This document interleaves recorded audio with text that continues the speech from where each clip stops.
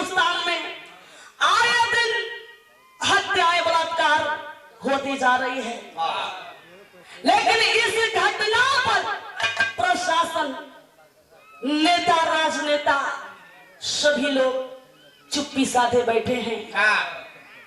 समझ में नहीं आता है कि क्या वही मेरा हिंदुस्तान है जिसे हम सोने की चिड़िया कहते हैं।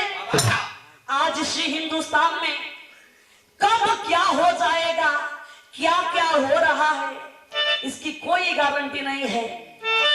तो आप लोगों के सुना देते हम हाथरस कांड। सही रहे ना? हाथ और मिजाज बना के, शांति के दान बना के सुन ले जा। और मास्टर भाई भाई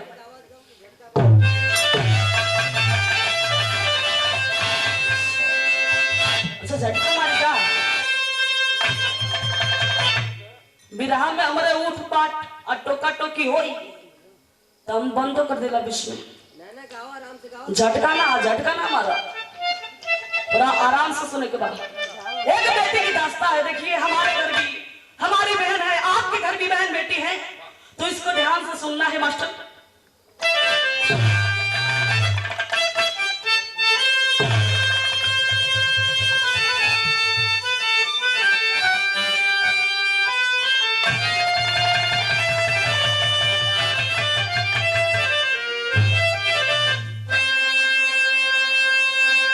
वाह आओ।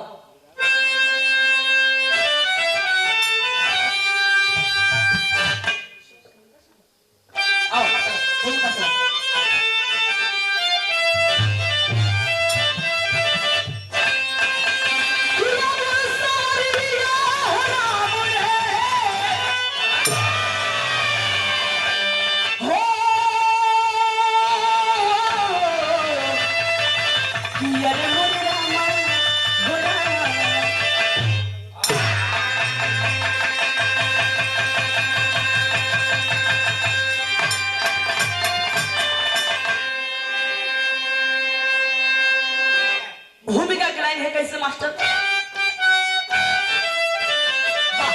बहुत अच्छी। कैसे? ऐ दुनिया के मालिक बता दे मुझे, बिटिया बन के जन्मना क्या गुनाह है। गर्भ में मर रही, आग में जल रही, यह करुण वेदना तड़प की आह है। प्रश्न करते लहू दर्द कैसे सहूं,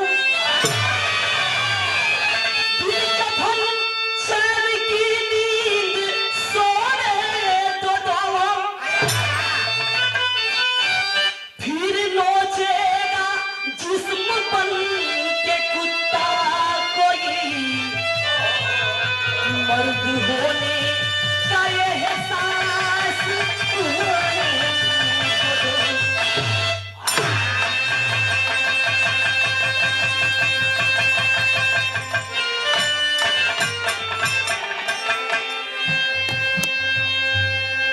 देखे बाबूजी, बड़ी दुख की बात है जो औरत के आबरू को लूटते हैं, जो इस जघन्य अपराध को अंजाम देते हैं।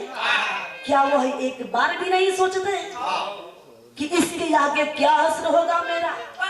लेकिन बाबूजी, उन लोगों के लिए तो ये सब कुछ आसान हो गया है मास्टर। कव्वाली का टुकड़ा है कैसे?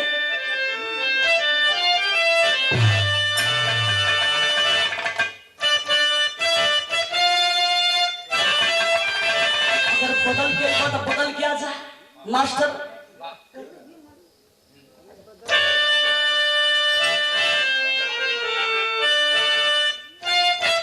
क्या बात है मास्टर, बड़ी ही दुख की बात है। मन कोना दुख, दिल का दुख का बात है। हमने मास्टर जिंदगी के भाग दौड़ में तजुर्बा कच्चा ही रह गया। हम सीख न पाए फरेब, हम सीख न पाए फरेब और दिल बच्चा ही रह गया। मास्टर कहना है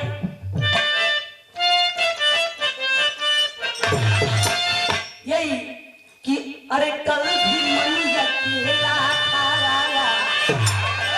मन अरे कल भी मन अकेला था, आज भी अकेला है।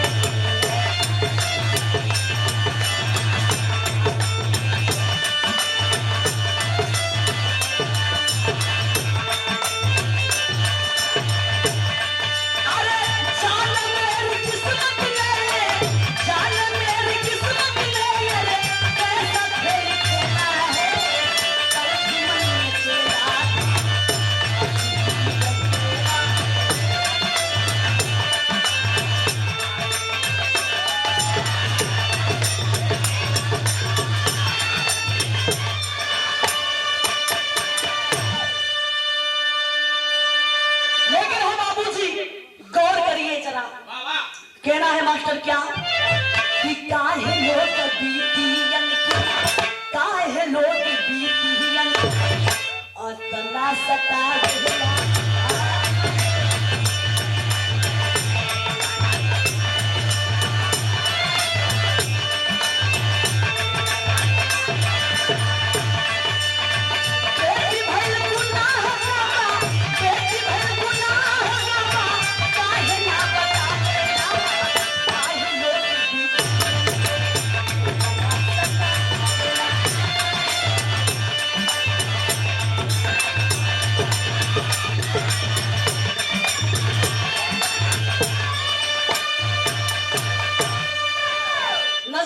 मास्टर कैसे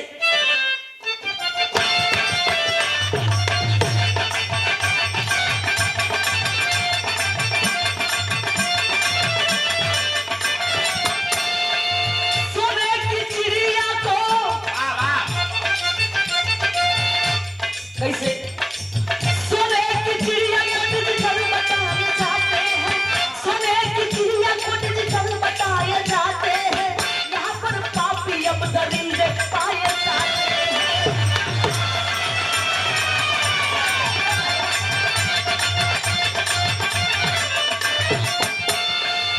यहाँ पर कृष्ण राम गौतम गांधी खेले हैं, यहाँ पर कृष्ण राम गौतम गांधी खेले हैं, उन्हीं के याद में अकेले हैं।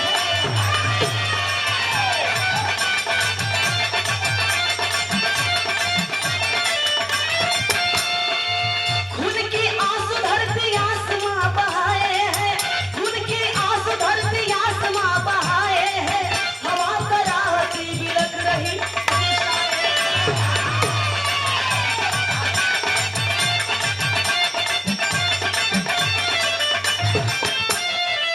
मास्टर।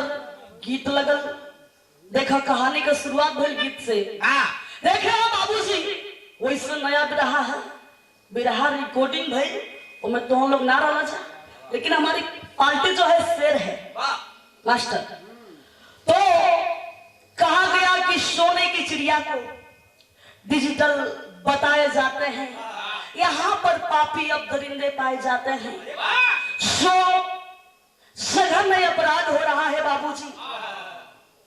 हमने बताया नेता राजनेता जो चुप्पी साधे बैठे हैं, कुछ नहीं समझते, जबकि लड़कियां अपना डाइंग स्टेटमेंट दे करके जा रही हैं, जिन लोगों का रेप हो रहा है, लेकिन कुछ नहीं लोग समझते। लेकिन एक चीज तो फाइनल है, उस दिन ताला टूटेगा संविधान के पेटी का, जिस दिन जिस्म निचोड़ा जाएगा किसी मंत्री के बेटी का, तब पता चलेगा कि आबरू क्या होती है, बेटी क्या होती है। मास्टर अब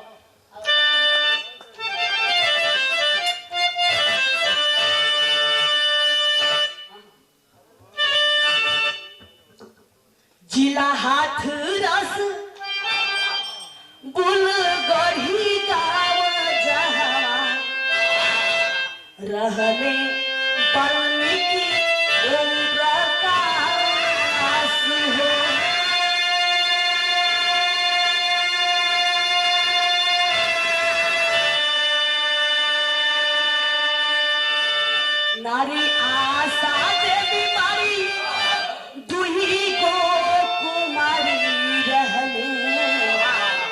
अब बिटिया मनीषा रहली खास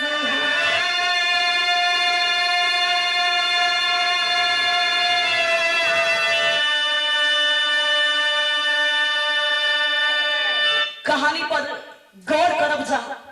जिला हाथरस, थाना चंदपा, गोलगढ़ी गांव के रहने वाले श्री ओम प्रकाश वाल्मीकि जी, पत्नी का नाम श्रीमती आशा देवी। दोनों पति पत्नी के बीच मालिक 3 गो संतान देहला। सोना में 2 गो बेटवा और 1 गो बिटिया। जो बिटिया का नाम बतावल गई मनीषा वाल्मीकि। तो देखा हो बाबूजी, बेटी भाई बहुत बड़ जिम्मेदारी होला। इतना बड़ जिम्मेदारी होला मास्टर। समय से घरे से बाहर निकलल, समय से कॉलेज गई, कॉलेज से घरे आवल, घर से बाहर निकलल, बड़ा ही रिस्क होला। और यहाँ तक कि घर के काम काज में भी हाथ बटावल, चूल्हा चौका बर्तन कई। वैसे ही मनीषा बिटिया होखला के नाते माई के साथे माई के काम काज में हाथ के बटावत बारी। माई के संगे हो बाबूजी घास काटे चल गईली।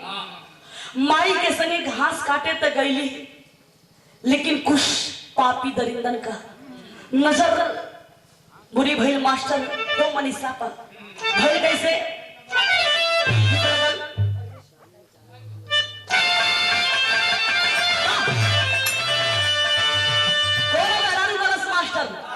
का हो तो के पता ना है लॉकडाउन में बैठल बैठल जो भाई बीमारी बढ़ गई बा 6 महीना से।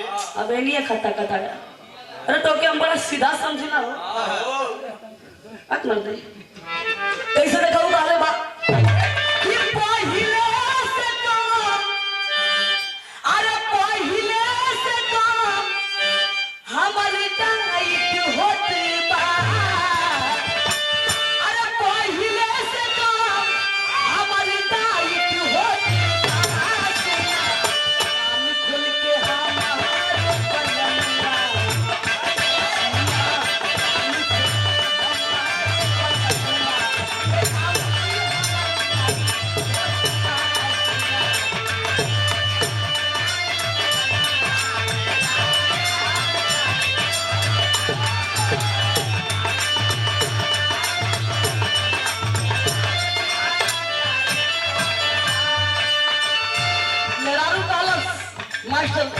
दूसरी लाइन बड़ी ही खतरनाक है। मिजाज हरियर करके जोश गवा देने वाली है। काले बा तू बच गया आपस में 2 बहादुर समझे तो आहो तू आ जाने के तू बच गया आपस में खाई तू होती बा।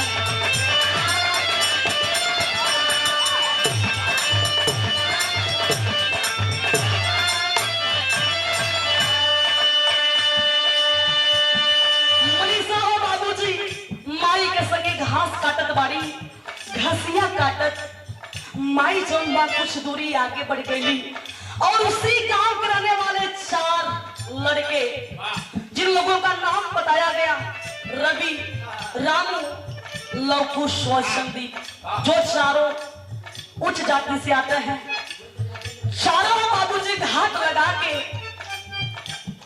इंतजार करत हो कब ऐसा मौका मिले कि मनीषा के आबरू के लुटे जा। मास्टर कैसे? हाँ, काटे लगली घास बिटिया दूरी गई बीमारी,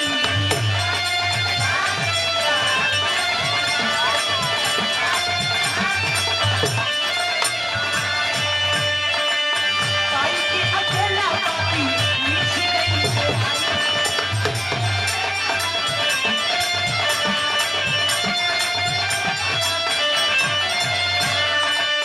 मोहब्बत कैले कैसे बोली है चिल्ला के, मोहब्बत कैले कैसे बोली है चिल्ला के, पापी मुदरिया खबर खबर, पापी मुदरिया खबर।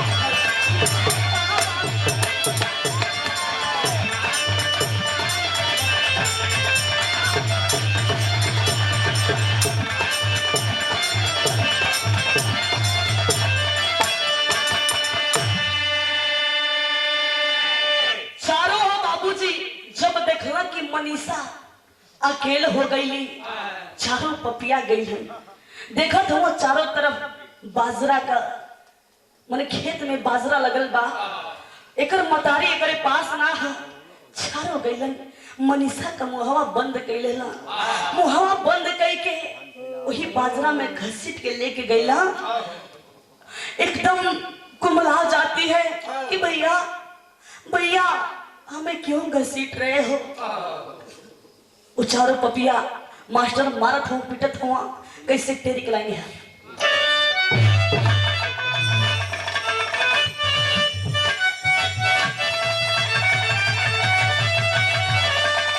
भुलाई अंतर मन से गुड़िया, अरे भुलाई अंतर मन से गुड़िया, क्या कसूर मेरी की एक लड़की हूँ भाई भाई। रो रही है कि भैया मुझे छोड़ दो, मैं आप लोगों का क्या बिगाड़ी हूँ, क्यों हमें मार रहे हो भैया, छोड़ दो। चारों पपिया नहीं मनत हुआ, मारत हुआ, पीटत हुआ, कह रहे कि भैया एक बात मेरी सुनो, मेरी एक बात सुनो भैया, ऐसा मत करो। कहा जाता है भैया कि एक नारी के चिरहरण पे, एक नारी के चिरहरण पे महाभारत भी होता है। खाक हुई सोने की लंका, विवेक जिस पर सोता है। भैया मान जाओ, छोड़ दो। नारी पे रामायण हुआ, महाभारत हुआ, लोगों का सर्वनाश हुआ, ना मानत हो पपिया। और जब ना मानन हो बाबूजी तो मास्टर करत का हम कैसे लाइन है।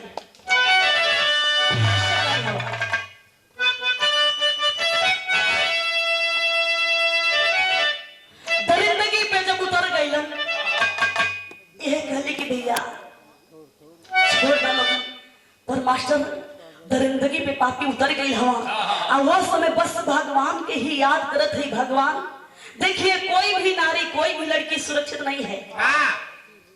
अगर लड़कियां गुजर रही हैं, यार ध्यान देने वाली बात है, रियलिटी है, और जो मैं कहने जा रही हूं इस पे गौर करना है, इसलिए कि नारियों को सुरक्षित करना है, सुरक्षित रखना है।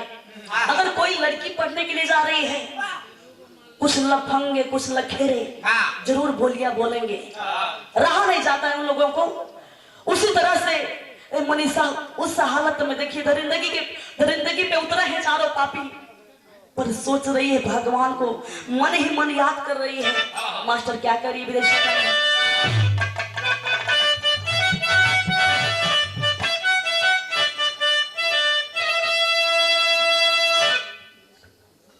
मास्टर शोरी सरंगा गीत है, यही कह रही है कि आवा कन्हैया आवा, द्रौपदी के भैया आवा, आवा कन्हैया आवा, द्रौपदी के भैया आवा, पहिली काशी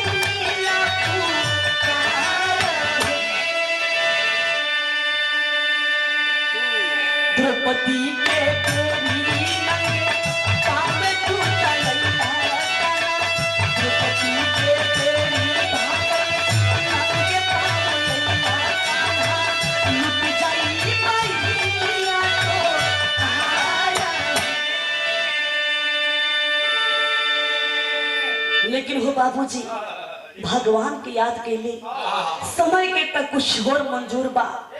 चारों पपिया ना मनला, मुंह काला करे लगला। हे के रे भैया बहुत गलत कर रहे हो, बहुत गलत कर रहे हो। कैसे मास्टर? लूटाई जतिया जाना बहिनी के खतिया जाना, बहिनी के खतिया जाना, करतानी पाइया तो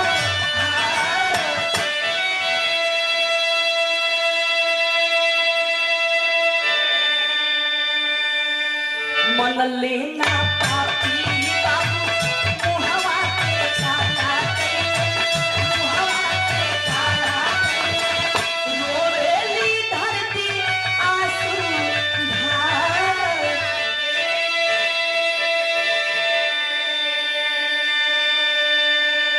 आखिरकार चारों पपिया बारी बारी से अपन मुंह काला कैला। और इतना ही ना, मारत पीटत वो लड़की के साथ देखा हैवानियत कही के वो मनीषा के साथ है, वो गुड़िया के साथ है। देखा दानवता का करत हो मास्टर। गीत है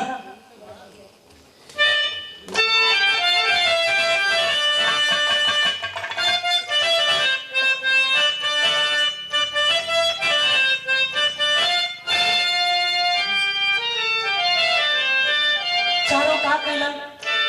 हे भगवान हो, हे भगवान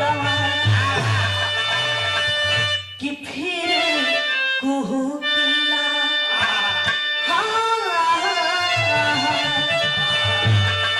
कि फिर कुहू किला, हरे बाग में कोयलिया, कि फिर कुहू किला, हरे बाग में कोयलिया, आजुबान पापी काटे लगले हो।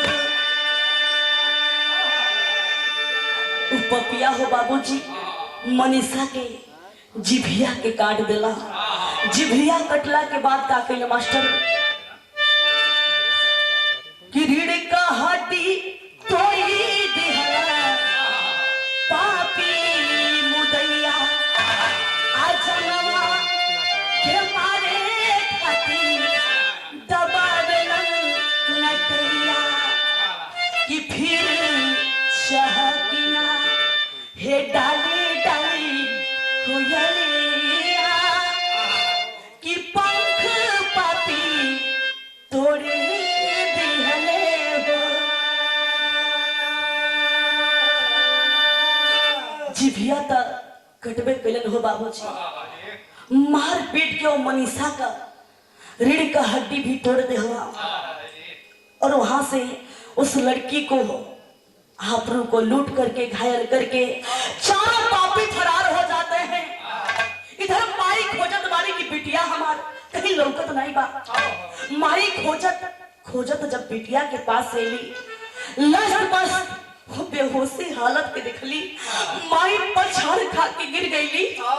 गोदिया में ले के रोत बारी, पूछत बारी की बिटिया तोरे साथे का भइल।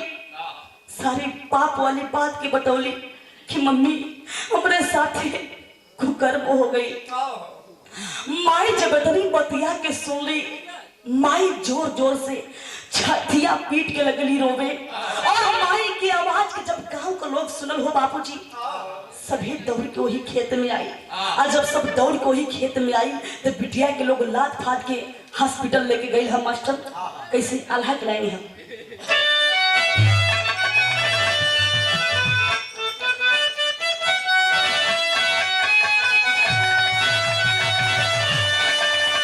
कि चोरी हथिया पाप नहीं, अरे छूपे दुनिया में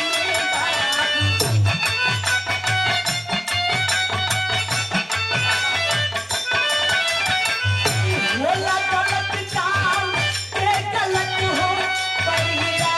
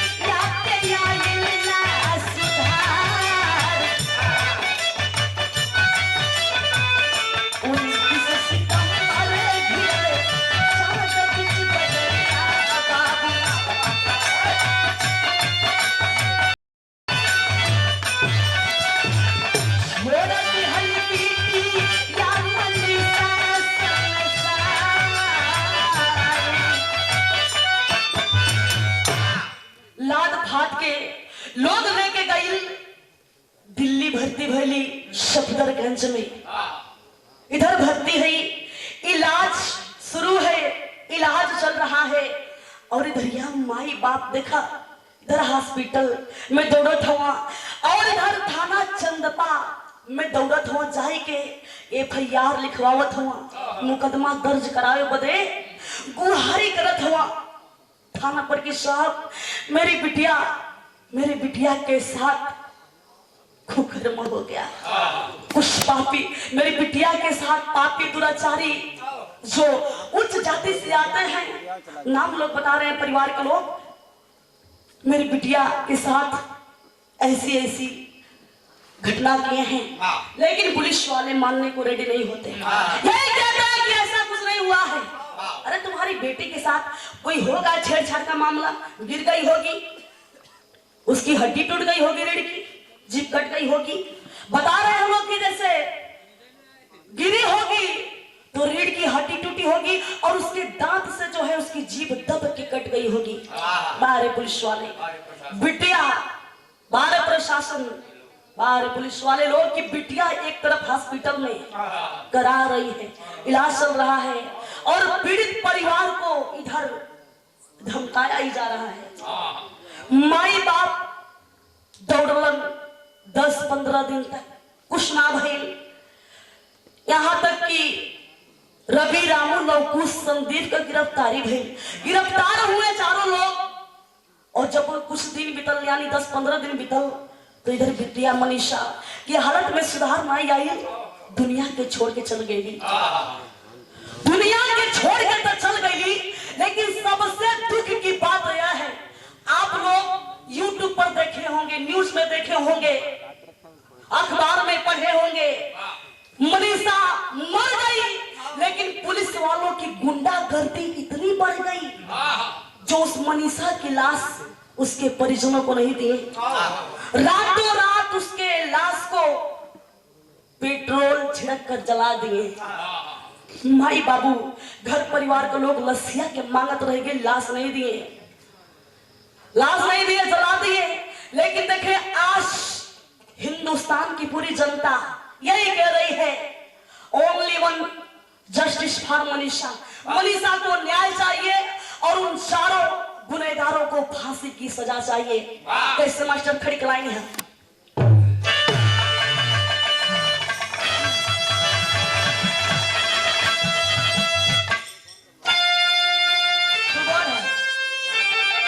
पहले ना बतौली हम मास्टर, लेकिन सला ये में पढ़ा ना बताइए सलाह तो पहले बात यह तू समझ जाइए, हम समझ जाइए।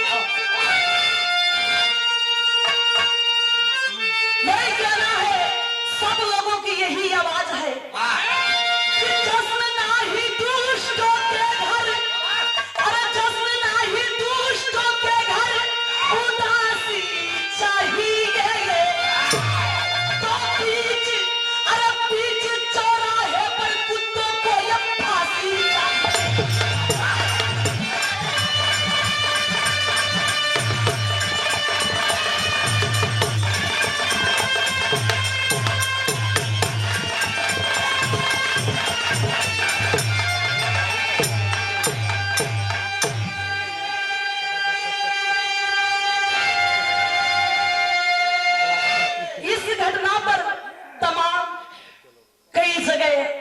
आंदोलन हुआ और यही लोग कह रहे हैं कि जो बेटियों की इज्जत लूटी जा रही है, बेटियां मारी जा रही हैं, निवेदन है सरकार से कि इस पे राजनीति करना आप लोग छोड़ दीजिए।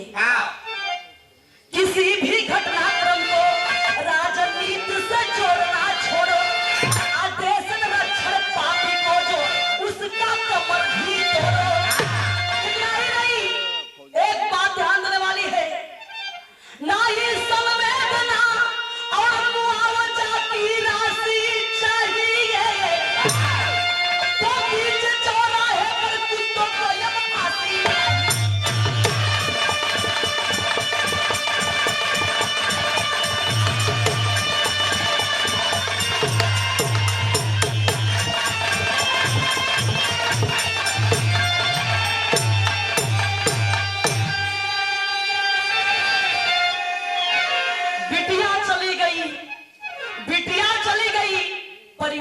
मातम छाया हुआ है। हाँ योगी जी